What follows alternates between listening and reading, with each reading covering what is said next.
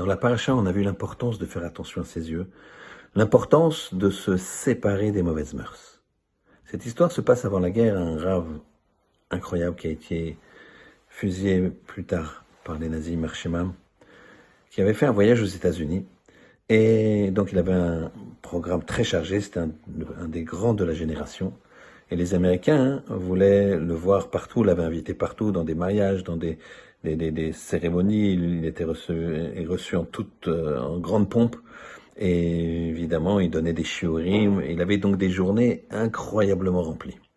Et il avait on lui avait mis à disposition un chauffeur qui était chargé de l'amener dans toutes ses destinations.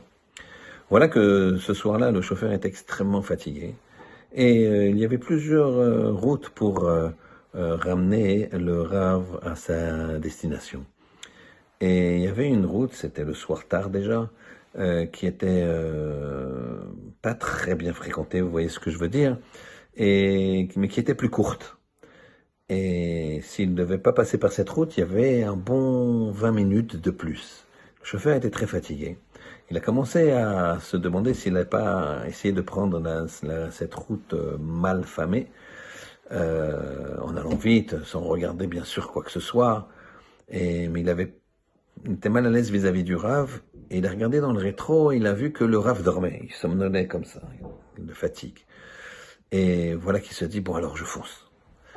Il prend la route la plus courte, donc celle qui était mal fréquentée, et il était un petit peu anxieux que le Rav se réveille, même si on voit pas grand-chose sur le bord de la route, c'est quand même, c'est pas un endroit correct.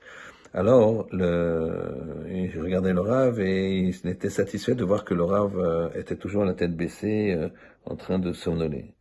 Mais quand il est rentré dans cet endroit, à ce moment-là, il a vu que le Rav, il était comme ça, il bougeait la tête comme s'il était dérangé par quelque chose, il a bougé la main, mais il était toujours en train de dormir.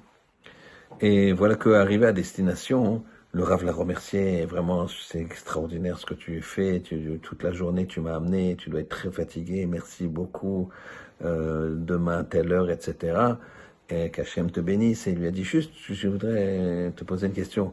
À un moment, ça sentait vraiment très très très mauvais, on est passé par des poubelles ou des choses comme ça. Le Rav, il avait senti. Nous, on sent pas quand on marche dans la rue ou des choses comme ça. Mais le Rav, dans sa Kedusha, il a senti. Rabotai, nous, ce qu'on croit qui est normal, beau, même, pour ce Rav-là, c'était des ordures. Faire très très attention. On n'a pas la chance de sentir la réalité des choses. Il faut savoir que Mashiach, le Messie, il va venir et il sentira, il aura la capacité de sentir une personne. Il n'y aura pas besoin de lui demander qu'est-ce qu'il fait pas. Il aura beau avoir une barbe ou pas une barbe, l'odeur qui va dégager, c'est l'odeur de la sainteté. Rabotai, faisons attention à nos yeux, sanctifions-nous, et on pourra s'élever pour servir Hachem le plus possible dans la Torah et la Kedusha. Shabbat Shalom.